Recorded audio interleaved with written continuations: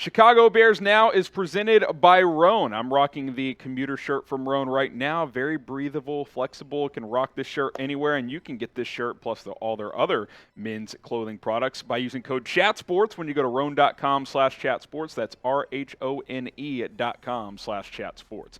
All right, coming up on today's show, welcome into Chicago Bears Now. I am Harrison Graham. I react to ESPN's 7-round Bears mock draft from one of their draft analysts, Jordan Reid. Of course, the Bears have 10 draft picks in April's NFL Draft, starting with the 9th pick in round 1, 53 and 61 in round 2, the 64th pick to start the 3rd round, 103 in round 4, also 133 in the 4th round via the Robert Quinn trade. Pair of 5th-round picks, 136 and 148, the 148 coming from Baltimore in the Roquan trade, and then a pair of 7th-round picks, 218 and then 258, which was a comp pick. And important note in this mock draft from ESPN is, I don't know if it was ESPN's fault, Jordan Reid and editor's fault, I'm not sure, but they got confused and gave the Chiefs the Bears' first 7th-round pick at 218. So, shrug emoji. I don't know what to tell you on that front. So, Jordan Reid only gave the Bears 9 picks for some reason. So, hey, that's why you subscribe to us here. And that's also why you share this video on social media. If you share it on Twitter, I will give you a retweet. Follow the steps. Click the share button, select the Twitter icon, click post to Twitter, tag me in the tweet at HGramNFL for a retweet. I will retweet everyone who shares this video. And little bonus today, first 10 shares on Twitter of those of you who tag me in the tweet will get a shout out on a future show, probably tomorrow on Friday or early next week, as soon as we get 10 or more. So share the video, tag me in it. Want to shout out on the show? That's how it happens. Go ahead and make it happen. All right, let's get into this mock draft from ESPN. Broderick Jones, the offensive tackle out of Georgia, who has been rising up draft boards as of late, had a strong combine, has a good athletic profile. You look at his Pro Football Focus grades from 2022, played over 900 snaps, 78.2 overall, which is well above average. Really good pass blocker, which you like. Run blocker, still above average, but not as good of a run blocker as a pass blocker, at least right now. And obviously, we've talked about this quite a bit. You need another tackle, and I think with Matt Eberflus revealing recently that Braxton Jones has the ability to kick to right tackle, if Broderick Jones is a high-level left tackle prospect, the Bears could draft him. I prefer Paris Johnson Jr., but Jones is rising up boards, and he's a good fit, and if they took him at number 9, I wouldn't hate it whatsoever. I think it would be a quality selection. The athletic traits are what Ryan Poles wants, and you could have Braxton Jones, Broderick Jones. So, hey, you could have more nicknames in Chicago if you want. I would prefer Paris Johnson, but I'd take Broderick Jones as well. Who do you think is the better offensive tackle option for Chicago? Type PJ for Paris Johnson Jr., type BJ for Broderick Jones. Here's what you guys think. I prefer Paris Johnson, but Broderick Jones is moving up draft boards.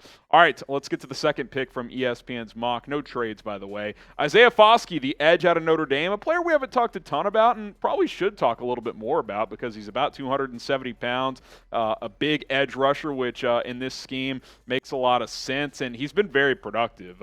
13.5 tackles for loss last year, 10.5 sacks.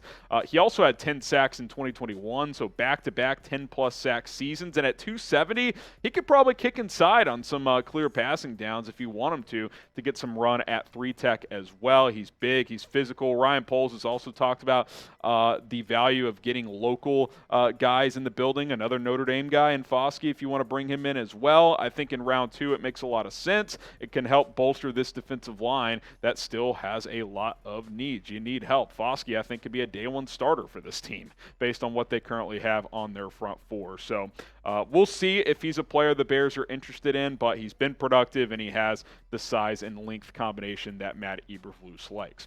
Today's show sponsored by Rhone. The men's closet needed a radical reinvention. Rhone stepped up to the challenge with their commuter collection, and their commuter collection is the most comfortable, breathable, and flexible set of products known to man, and here is why. Because, most importantly, you got to be flexible. You got to be able to wear stuff to work that you can wear to happy hour, to the golf course, whatever the case may be, and that's what Rhone does with their comfortable dress pants and dress shirts, quarter zips, and polos as well. What's cool about Rhone's shirts, and especially their dress shirts, is that machine washable. Throw it in the washing machine, air dry it, you're going to be good to go. They've got their 4-way stretch fabric, very breathable. Even when it's hot outside, it's no big deal. You feel very, very good at rocking this shirt. Looking good has always been easy. There's been plenty of companies that have put out good-looking dress shirts, but not many have been able to make them look good and be comfortable as well and have the flexibility to machine wash. I can't get over that aspect of this. Plus, odor-free technology with their Gold Fusion anti-odor technology. You'll be smelling fresh and clean all day long.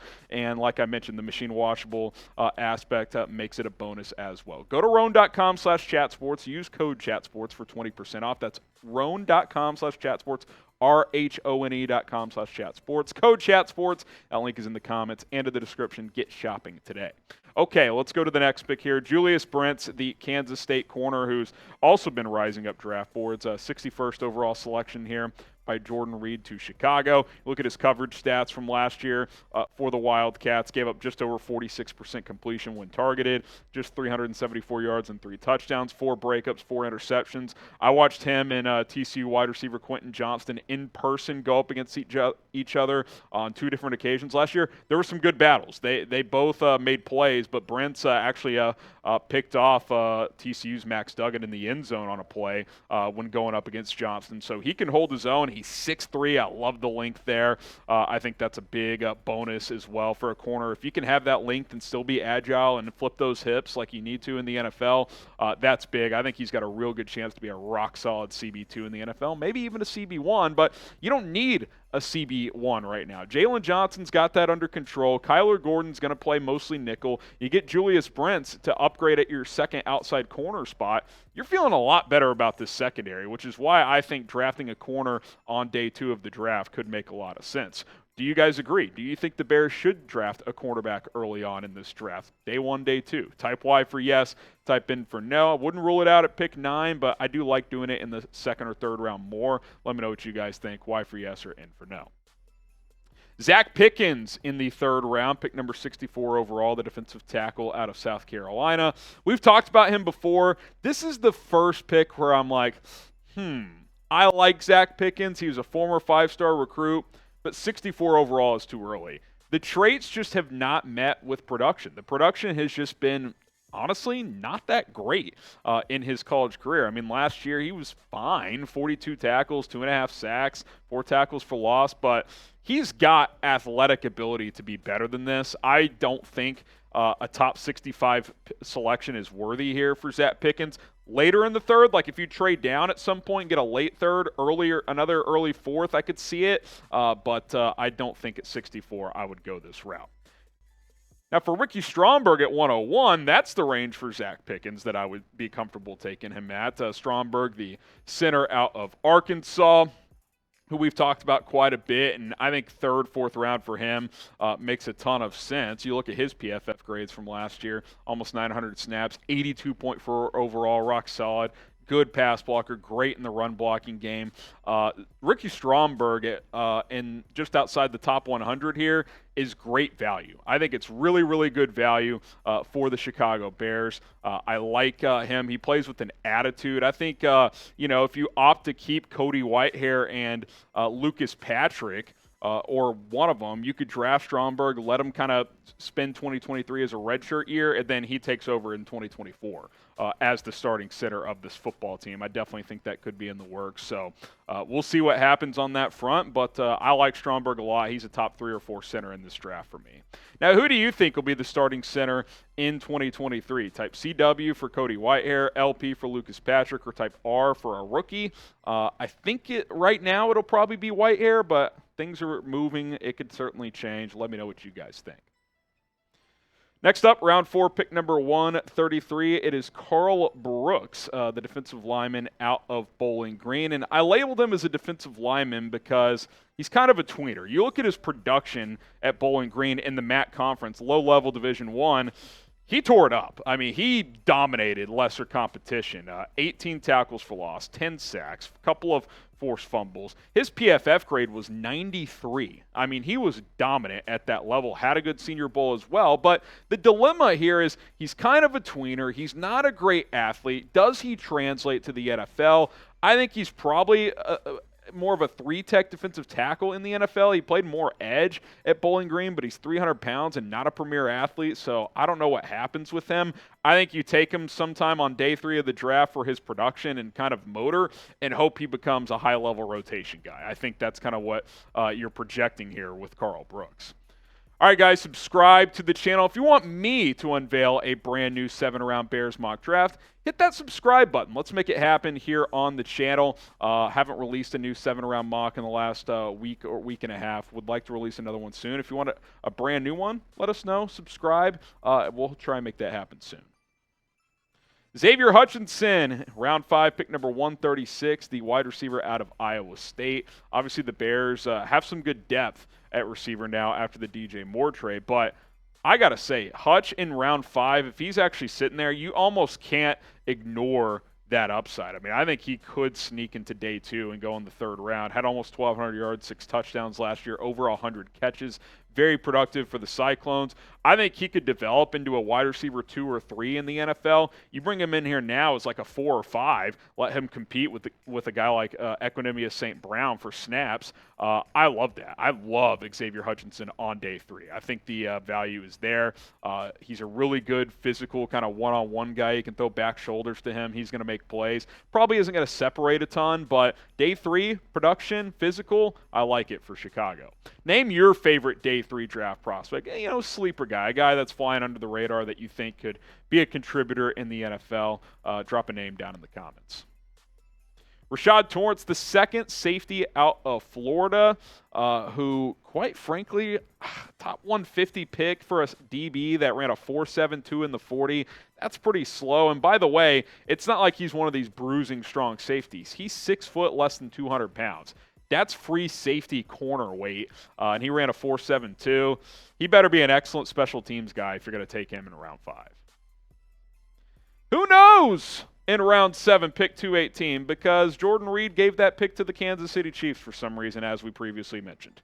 Round 7, pick 258, CJ Johnson, the wide receiver out of East Carolina, who, I'll be honest, I haven't heard about him at all, but looked up the production and size. He's 6'2", 220, over 1,000 yards and 10 touchdowns in the 7th round. Sure, why not? I mean, you know, if nothing else, stash him on your practice squad.